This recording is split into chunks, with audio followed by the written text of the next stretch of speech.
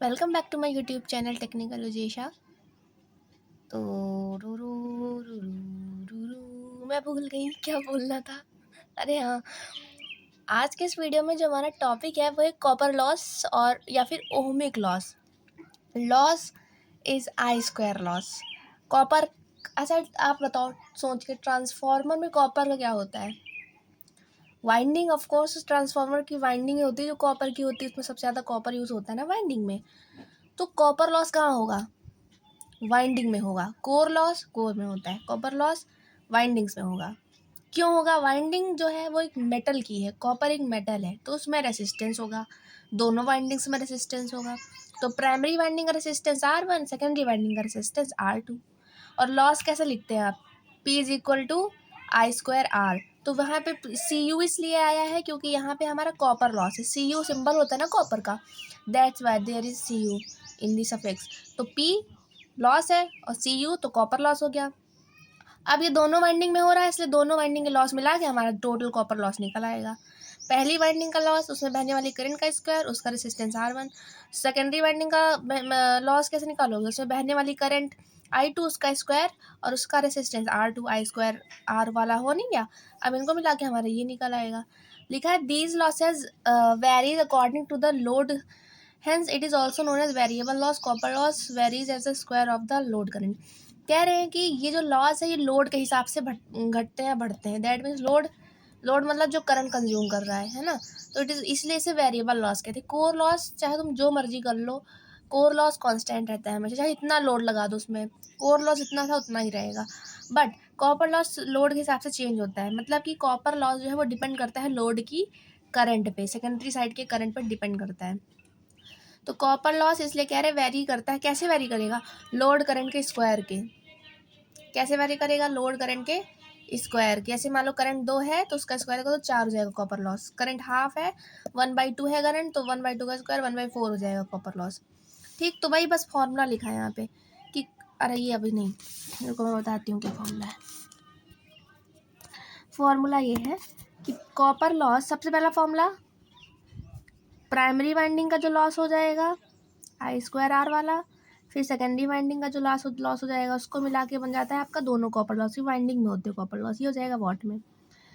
फिर ये बोल रहे हैं कि जो कॉपर लॉस है वो डिपेंड करता है लोड पे। लोड पे यानी लोड करंट पे डिपेंड करता है।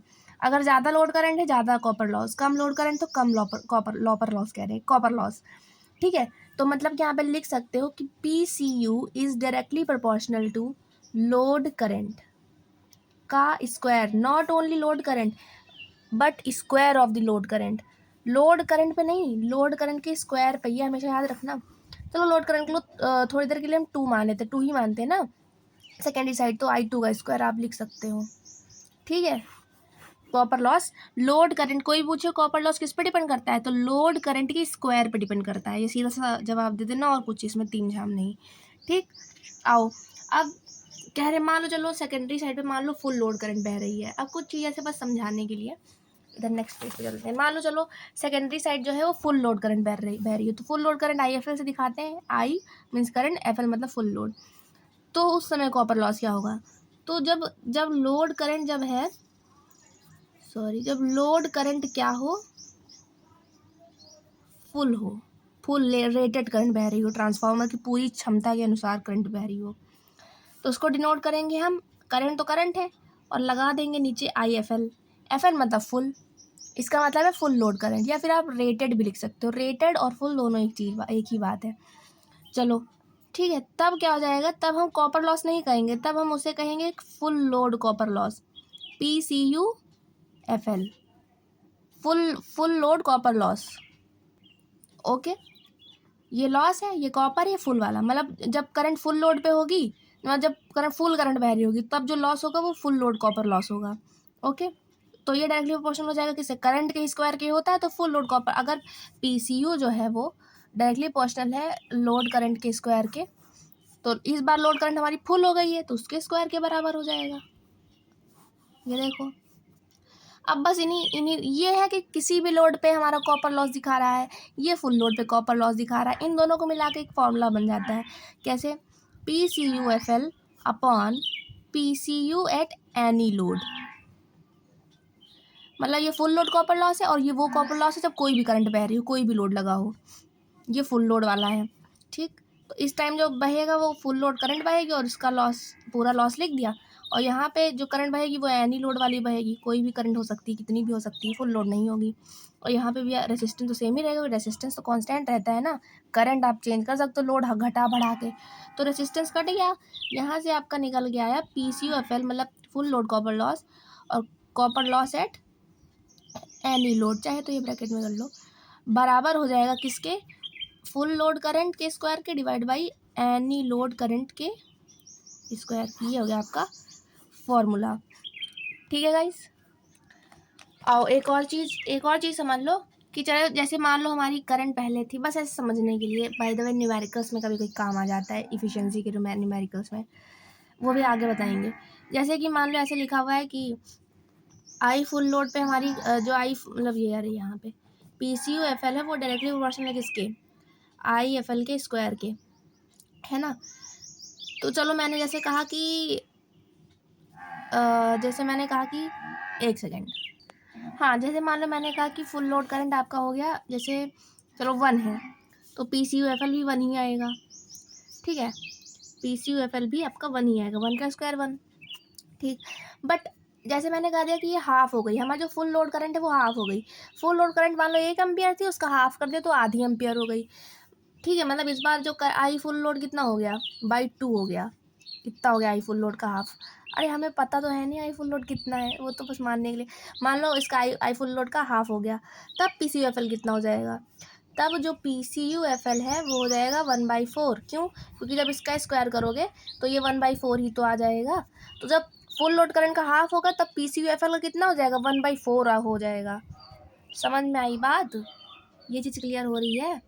ये तो वैसे जब न्यूमेरिकल टाइम में समझाएंगे तो हो सकता है बहुत, जब ये चैप्टर खत्म हो जाएगा ना ट्रांसफॉर्मर वाला, तब लास्ट में न्यूमेरिकल लिया जाएगा, तब मे भी समझ में आ जाए चीज़ हम क्या समझा रहे हैं, क्योंकि ये चीज़ मुझे नहीं समझ में आती सही से थोड़ा, तो फिर इसलिए अभी हम नहीं समझाएंगे, इसको न्यूमेरिकल्स में समझाने का प्रयास करेंगे। ठीक है, एक बार फिर से देख लो, जैसे जब फुल लोड करंट बह रही होती है तब तब तो पूरा स्क्वायर के बराबर होता ही है। मान लो ये हाफ हो गई, तब इसका स्क्वायर करोगे तो ये कितना हो जाएगा, 1/4 ही तो हो जाएगा, मतलब PCUFL का 1/4 हो गया। क्योंकि करंट जब घटेगी तो करंट आधे से घटी है, तो PCUFL उसका स्क्वायर से घट रही है ना, तो आधे का स्क्वायर 1/4 ही हो तो होगा, तो PCUFL 1/4 से घट जाएगा। ये चीज़ कहने का मतलब है। ठीक है, तो यहाँ पे आपका कॉपर लॉस ख़त्म हो गया है। एंड आओ एक थोड़े से जो नॉर्मल लॉसेज हैं, छोटे मोटे वाले, वो देख लेते हैं।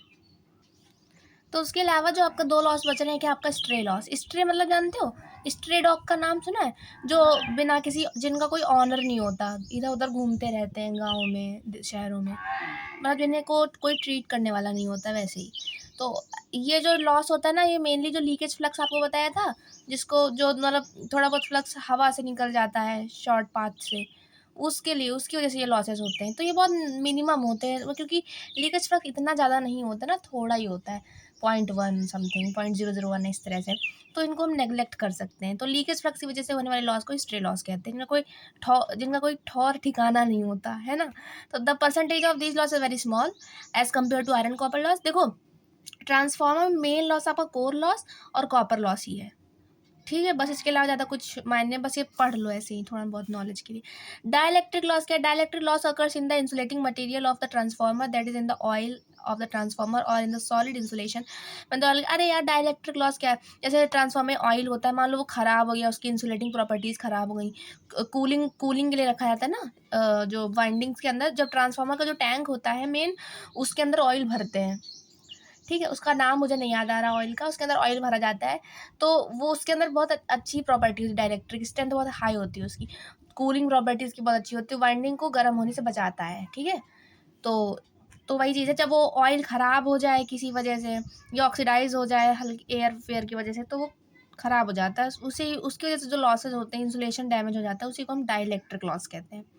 ठीक है, आपका ये हो गया ख़त्म। अब ये थोड़ा शॉर्ट्स में समरी है कि कांस्टेंट लॉस आपके कौन से होंगे, कोर लॉस आपका, core loss, stray loss, dielectric loss, ये सारे आपके कांस्टेंट हैं। वेरिएबल लॉस बस एक है, जो कि कॉपर लॉस, जिसे हम ओमिक लॉस भी कहते हैं, जो कि वाइंडिंग्स में होता है। वेरिएबल लॉस कैसे बदलता है, ट्रांसफार्मर के लोड करंट के स्क्वायर के हिसाब से, डायरेक्टली प्रोपोर्शनल है ट्रांसफार्मर के लोड करंट के। थैंक ओके, अरे तो ठीक है, फिर मिलते हैं नेक्स्ट वीडियो में। नेक्स्ट वीडियो में आई थिंक आपको वोल्टेज रेगुलेशन समझा देंगे, नहीं तो ट्राई करेंगे यहाँ तक कि जितने भी न्यूमेरिकल्स हो पा रहे हैं वो भेज दें एक दो वीडियोज़ में, है ना। ठीक है, फिर मिलते हैं नेक्स्ट वीडियो में। Bye bye, thank you, take care guys.